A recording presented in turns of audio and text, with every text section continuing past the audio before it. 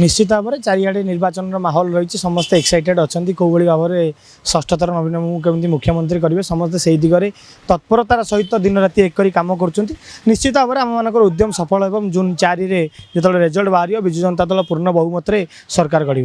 शंख बाजुची घरे घरे अशोक पंडा पुणी थे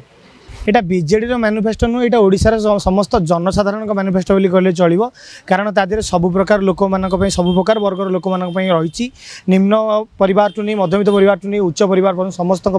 ए मैनिफेस्टो प्रतिश्रुति रही नवीन बाबू कथार नुह कम विश्वास करती जहाँ प्रतिश्रुति दिखती परिपालन करती एवं यहाँ हम बोली आम समस्त आशा अच्छी निश्चित भाव में सारा पृथ्वी वर्ष गोटे इनोवेटिव आइडिया सब नवीन बाबू किसी इनोवेटिव करती सारा पृथ्वी में आज जाए कौटी यूथ बजेट है ओडिशा प्रथम राज्य हिसाब से युवा बजेट को इंट्रोड्यूस कर बड़ गर्वर कथा किसी ना देखु आसंता काली भोट यहाँ गोटे किसी गोटे आमपाई आम ग्राउंड रू कम करें बोधे मु भावुँ किसी बड़ कथा नुहे पूर्व इलेक्शन आम हैंडल करूँ ग्राउंड जीरो विजु जनता दल कम कर तेणु आसंता काली भोट जमती प्रति थर आपड़ देखुं दीर्घ 15 वर्ष धरी विजु जनता दल को लोक मैंने आशीर्वाद करथर विजु जनता दल प्रति विजु जनता दल पल्ला भारी अच्छी एवं विजु जनता दल निश्चित रूपे सरकार गढ़ एते कौन द्वंद्व ना आउ षष्ठ थर पर माननीय मुख्यमंत्री नवीन पट्टनायक षष्ठ थर पर मुख्यमंत्री हेबे एवं आम 51 निर्वाचन मंडली में अशोक चंद्र पंडा जे विधायक प्रार्थी होती सी विधायक हेबे एवं आम एथरक एमपी रे जो संसदीय क्षेत्र में परिवर्तन करूँ एवं तापर बहुत किसी कम कर आशा अच्छी संसदीय क्षेत्र में एथर निश्चिंत विजु जनता दल विजय हासिल कर शुणु जो मैनिफेस्टो कथा कहते विजु जनता दल सबु बेले सबु समय लोकों सहित रही आसी लोकों कम कर मैनिफेस्टो जो निर्वाचन समय मैनिफेस्टोटी जो बाहर कराई आप देखते तादेह रही बिजुली जो बिजुली मागणा बिजुली जोटा जुलाई मासरू मागणा बिजुली रही युववर्ग जो बजेट स्वतंत्र बजेट उपस्थापना कराई युववर्ग एवं जो रही मिशन शक्ति माँ मान जो ऋणर जो पेंशन सुविधा कराई जो मैनिफेस्टो देखूँ आपण एटा गोटे नुआ कथा किसी नुहे विजु जनता दल सबू इलेक्शन जो तार मैनिफेस्टो करें से केवल जनसाधारण उपयोगी होता है ये दीर्घ दिन धरिकी जो विजु जनता दल तार केवल इलेक्शन निर्वाचन को नहीं मैनिफेस्टो नुह ये दीर्घ दिन धरी विजु जनता दल जमी लोकों कम कर बर्तमान आगू किभली आहरी विकास हो पार चिंता करके मैनिफेस्टोटी